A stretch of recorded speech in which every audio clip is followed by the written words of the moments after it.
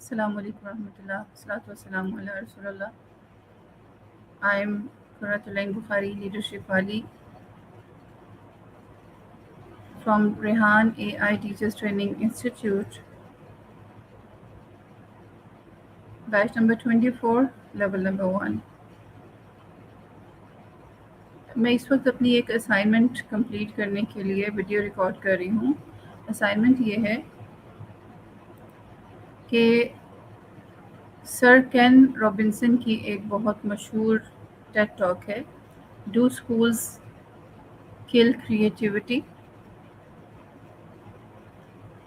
مجھے اس ویڈیو کو دیکھنا ہے اور مجھے اس کو غور سے سننا ہے اور اس کے مین پوائنٹس کو میں نے ڈرائیو کرنا ہے، اخذ کرنے ہیں اور پھر ان کو میں نے ریویو کرنا ہے، اپنے الفاظ میں بیان کرنا ہے.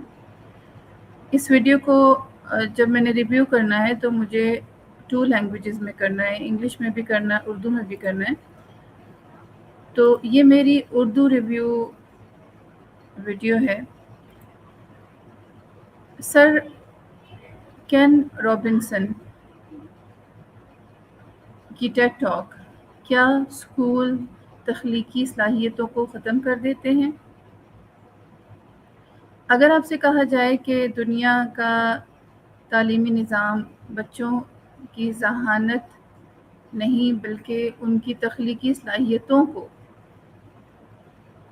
دھیرے دھیرے ختم کر رہا ہے تو آپ یقین کریں گے؟ سر کین رابنسن اپنی اس مشہور ٹیڈ ٹاک میں ایک ایسا سوال اٹھاتے ہیں کہ جو ہر والدین، ہر استاد اور ہر طالب علم کو سوچنے پر مجبور کرتا ہے. اس ٹیڈ ٹاک کو میں نے سنا اور میں نے اس سے کچھ پوائنٹس ڈرائیو کیے جو میں آج آپ سے شیئر کروں گی. پہلا پوائنٹ کہ جب بھی کوئی بچہ پیدا ہوتا ہے تو وہ فطری طور پر کریٹیو ہوتا ہے، تخلیقی ہوتا ہے. سر رابنسن کہتے ہیں کہ ہر بچہ اس دنیا میں بے شمار صلاحیتوں کے ساتھ آتا ہے. وہ گا سکتا ہے، وہ ڈانس کر سکتا ہے، وہ تصویریں بناتا ہے، وہ کہانیاں گھڑتا ہے، اور سب سے جو امپورٹنٹ بات ہے کہ وہ غلطی کرنے سے نہیں ڈرتا. لیکن ہوتا کیا ہے کہ وہ بچہ اس دنیا میں آتا ہے اور اس دنیا کے اندر جو رائج تعلیمی نظام ہے اس کا حصہ جب بنتا ہے تو وہ اپنی تخلیقی آزادی کھونے لگتا ہے. انہوں نے اس ٹیڈ ٹاک میں ایک بہت ہی خوبصورت جملہ کہا ہے، وہ یہ ہے کہ اگر آپ غلط ہونے کا حوصلہ نہیں رکھتے، یعنی آپ اگر غلطی کرنے کا حوصلہ نہیں رکھتے تو آپ کبھی بھی کوئی نئی اور اصل چیز تخلیق نہیں کر سکتے. سیکنڈ پوائنٹ جو میں نے ان کی اس ٹیڈ ٹاک کو سنا اور ڈرائیو کیا وہ یہ ہے کہ اسکول بچوں کو غلطی کرنے سے ڈراتے ہیں بلکہ غلطی سے ڈرنا سکھاتے ہیں کہ غلطی نہیں کرنی ہے آپ نے.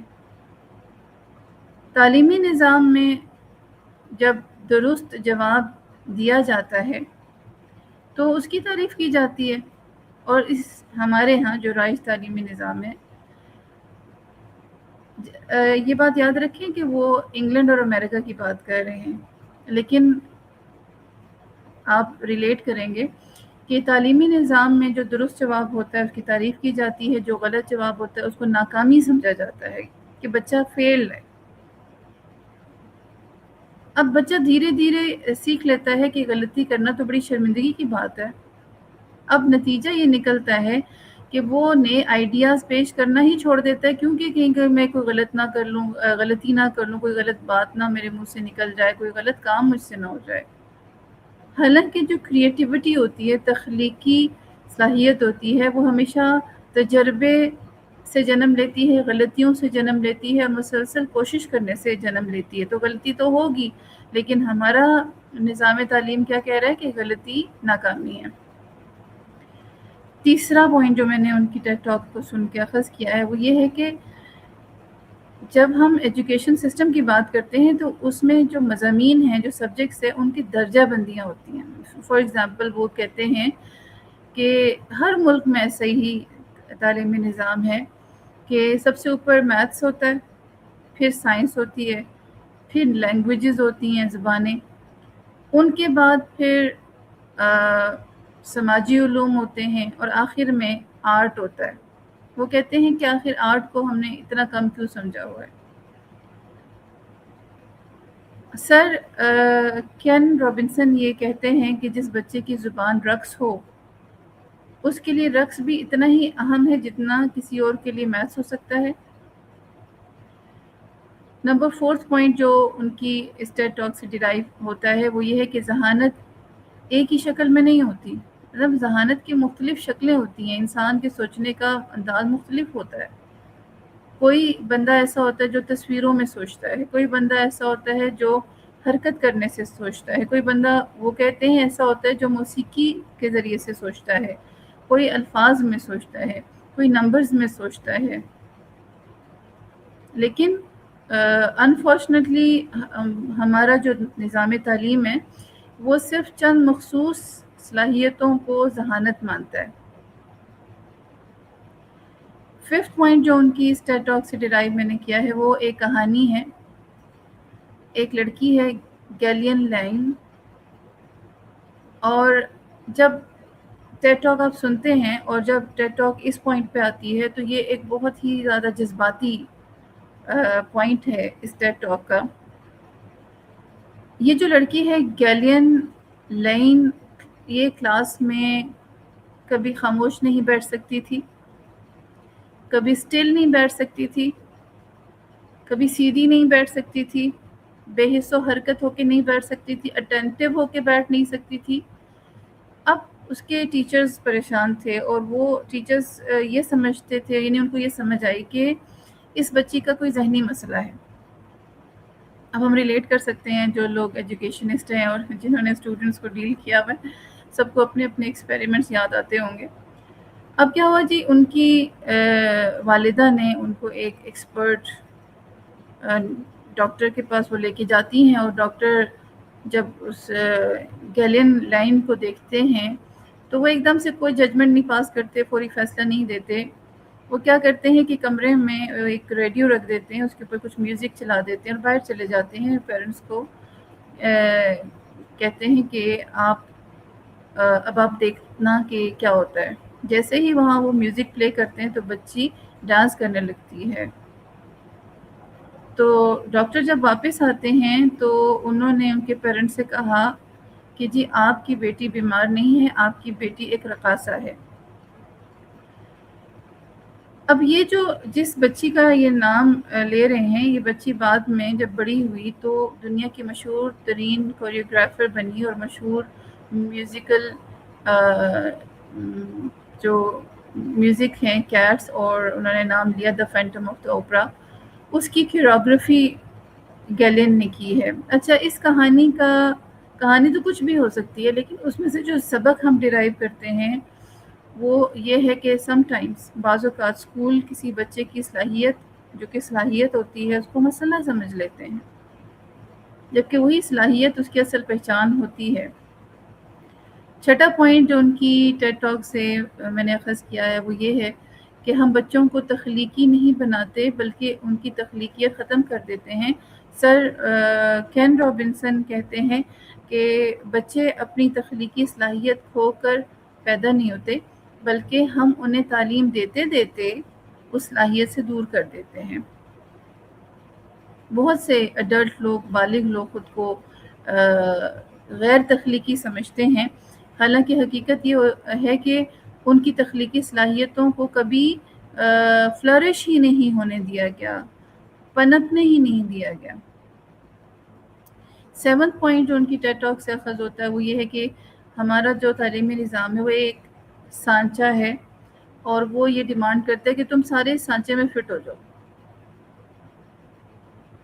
ہر بچے سے ایک جیسی توقع رکھی جاتی ہے، توقعات رکھی جاتی ہیں، ایک جیسے امتحانات ہوتے ہیں، ایک جیسا نصاب ہوتا ہے، ایک جیسا معیار ہوتا ہے.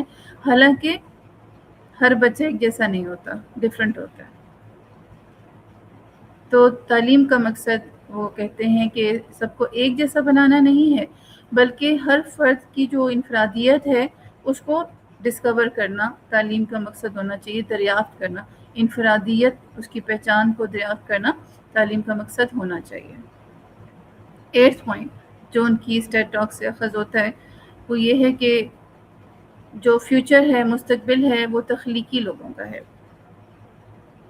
جو اے آئی ہے، مصنوعی ذہانت ہے، آٹومیشن ہے، اور تیزی سے بدلتی ہوئی دنیا میں صرف معلومات کافی نہیں ہیں. اب آنے والا دور ان لوگوں کا ہوگا جو نئے خیالات پیدا کریں گے، مسائل کا منفرد حل نکالیں گے، اور کچھ ایسا تخلیق کریں گے جو پہلے نہیں تھا.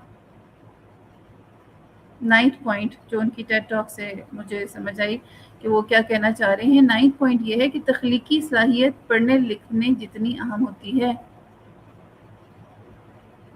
انہوں نے ایک بڑا مشہور جملہ کہا، اور مطلب وہ بعد میں مشہور ہوا، کہ تعلیم میں تخلیقی صلاحیت کی اہمیت اتنی ہی ہونی چاہیے جتنی پڑھنے لکھنے کی ہے. یہ جو لائن ہے نا، اس کو ہم مرکزی پیغام کہہ سکتے ہیں. تعلیم میں تخلیقی صلاحیت کی اہمیت اتنی ہی ہونی چاہیے جتنی پڑھنے اور لکھنے کی ہے. اور لاسٹ پوائنٹ جو ان کی اس ٹیڈ ٹاک سے ڈرائیو کیا ہے میں نے، کہ تعلیم کو اصلاح کی ضرورت نہیں بلکہ انقلاب کی ضرورت ہے. سر کین رابنسن کے مطابق مسئلہ صرف نصاب کا نہیں ہے، مسئلہ سوچ کا ہے. وہ یہ کہتے ہیں کہ ہمیں ایسا تعلیمی نظام چاہیے جو بچوں کو صرف نوکری کے لیے نہیں تیار کرے بلکہ زندگی کے لیے تیار کرے. ایسا نظام جو ہر بچے کو یہ دریافت کرنے میں مدد دے کہ حقیقت میں وہ ہے کون، وہ کون ہے.